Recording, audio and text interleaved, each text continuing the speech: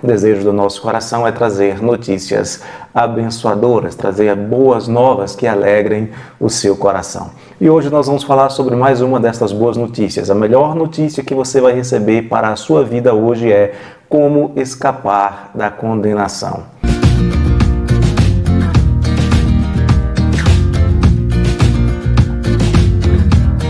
Vinde, pois, e arrazoemos, diz o Senhor. Ainda que os vossos pecados sejam como a escarlata, eles se tornarão brancos como a neve. Ainda que sejam vermelhos como o carmesim, se tornarão como a lã. Se quiserdes e me ouvirdes, comereis o melhor desta terra. Mas se recusardes e fordes rebeldes, sereis devorados à espada, porque a boca do Senhor o disse. O ensino das Escrituras é que todo pecador merece a morte como recompensa pelos seus pecados. Mas Deus é tão bondoso, Ele é tão bondoso que faz uma oferta de perdão e graça para os pecadores. E mais ainda, Ele chega ao ponto de pagar a dívida que esses pecadores possuíam e que os condenava.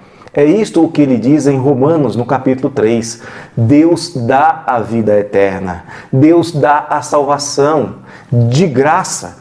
Mas isto só acontece através de Jesus Cristo. Embora Paulo tenha escrito vários séculos depois de Isaías, ambos concordam com a mesma coisa. Deus oferece a salvação aos pecadores. Eu gosto muito de entender o que Deus diz para nós.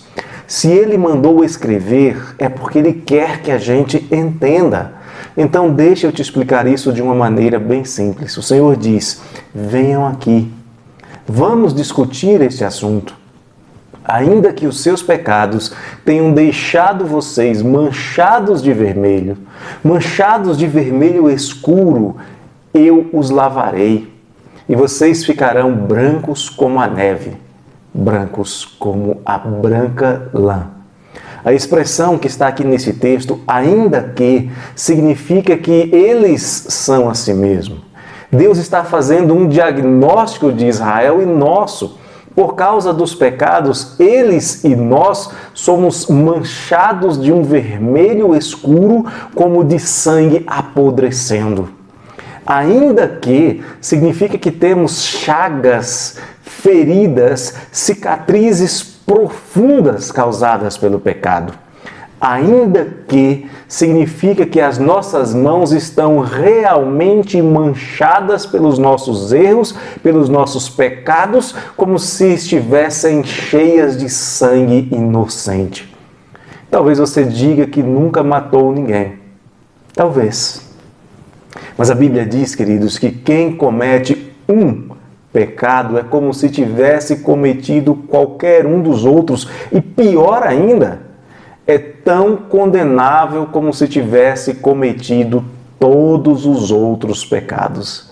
Tiago, no capítulo 2, verso 10, nos adverte da seguinte maneira: porque quem quebra um só mandamento da lei é culpado de quebrar todos os mandamentos da lei. Vou ilustrar isso com uma pequena história bem prática.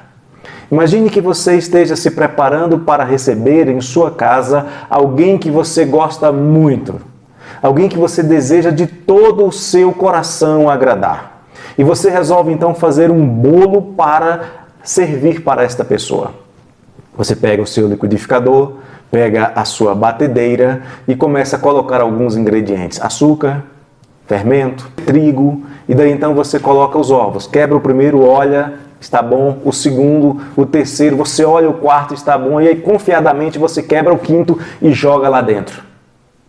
E aí então, você percebe que aquele quinto, só ele, de 5 só um, estava terrivelmente apodrecido. A verdade é que a sua massa ficou só 20% prejudicada, correto? A verdade é que você ainda pode aproveitar 80% do bolo, correto?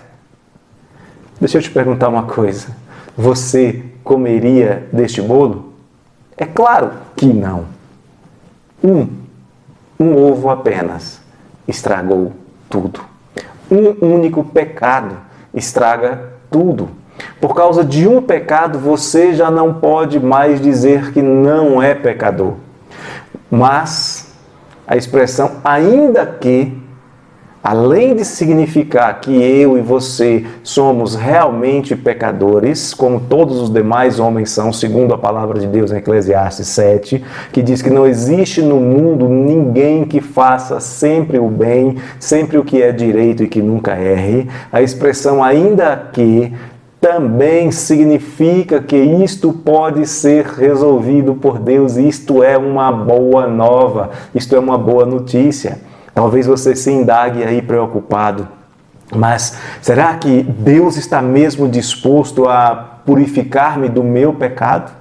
Mesmo o pior pecado possível, a resposta é: se o seu pecado, se você considera o seu pecado como tão terrível assim, então você está começando a entender por que os nossos pecados nos afastam de Deus. Isaías afirma isso de maneira muito simples. Ele diz que são os nossos pecados que nos separam de Deus. São as nossas maldades que fazem com que Deus se esconda de nós e que não atenda às nossas orações. Ele nos descreve nesse estado de pecado da seguinte maneira: da cabeça até os pés. O corpo de vocês está machucado, cheio de feridas e de chagas abertas que não foram lavadas, nem enfaixadas, nem limpas. Quer entender isto um pouco melhor? Paulo diz que por causa dos pecados o homem está sem a graça de Deus. E por isso, ele escreve aos Efésios dizendo que por causa dos pecados, os homens estão mortos. Isso mesmo, mortos espiritualmente. Mas eu disse que quero trazer uma boa notícia para você. E a boa notícia é que Deus perdoa qualquer pecado. Deus perdoa qualquer pecado desde que você não endureça o seu coração e com este coração endurecido rejeite o oferecimento de perdão que Ele faz tão bondosamente, tão graciosamente. Veja só o que a Bíblia diz na primeira carta de João, no capítulo 1, verso 19. Se confessarmos os nossos pecados, Ele é fiel e justo para nos perdoar os pecados e nos purificar de toda injustiça. Deus fez uma promessa de perdão. De que promessa é essa que João está falando? É a mesma promessa que está nos versos 18 e 19 do capítulo 1 do profeta Isaías que nós lemos no começo. No verso 18, ele, o Senhor, diz que pode purificar, que tem poder para lavar a pior mancha que alguém possa apresentar, a mancha do pecado. O apóstolo João explica esta promessa dizendo que Deus, por causa da sua graça em Cristo Jesus, purifica e limpa o pecador de toda e qualquer maldade que ele tiver cometido. Além de purificar de toda maldade, ele ainda vai além. Ele ainda dá o melhor para quem se arrepende. Veja só ele mostrando esta condição no verso 19. Se quiserdes e me ouvirdes, comereis o melhor desta terra. Observe que este perdão não é automático. Ele é condicional. O oferecimento do perdão é verdadeiro da parte de Deus, mas só atinge aquele que quer recebê-lo. Aquele que ouve este oferecimento, que atende a sua palavra e a obedece. Deus é tão bondoso, mas tão bondoso, que mandou o profeta Jeremias dizer que ele se deixa achar por todo aquele que o buscar com integridade. Jeremias diz assim: vocês vão me procurar e vão me achar, pois vão me procurar de todo o seu coração. A única maneira de você achar a Deus hoje é atender ao chamado do Senhor Jesus, que diz para você ir a Ele. Se você está cansado de conviver com o fardo do pecado, se você está cansado do peso da culpa sobre os seus ombros, então aproxime-se de Jesus. Ele convida você, ele diz assim: vinde a mim, todos vocês que estão cansados e sobrecarregados, eu vos aliviarei. Você precisa ir a Jesus e fazer como Pedro, quando estava afundando no mar revolto, e pedir ao Senhor: Senhor, salva-me! Pedro não tinha mais o que fazer, ele conhecia o mar, era marinheiro experimentado, mas ele sabia que só Jesus podia salvá-lo naquele momento. Isto quer nos ensinar que só há salvação em Jesus Cristo. Lucas diz isso no livro de Atos, no capítulo 4, verso 12. A salvação só pode ser conseguida por meio dele, pois não há no mundo inteiro nenhum outro nome que Deus tenha dado aos seres humanos por meio do qual possamos ser salvos. Não há nada melhor do que poder viver sem medo da morte, sem medo do inferno, sem medo do diabo e principalmente sem medo de Deus. E isto é possível. Esta é a boa nova que eu trago para você agora. Isto é possível. Esta é a boa nova do Evangelho. Você pode ficar em paz com Deus. E para isso você não precisa pagar promessas, você não precisa fazer sacrifícios, você precisa apenas crer em Jesus Cristo. É de graça. É um maravilhoso presente de Deus. É a melhor notícia que você vai receber em toda a sua vida. Basta crer e ser salvo. Como aconteceu, por exemplo, com uma multidão de judeus em Jerusalém, conforme relatado em Atos capítulo 2, versos 37 a 38. E observe que muitos daqueles judeus muito provavelmente estavam presentes cerca de 50 dias antes, gritando para crucificarem ao Senhor Jesus.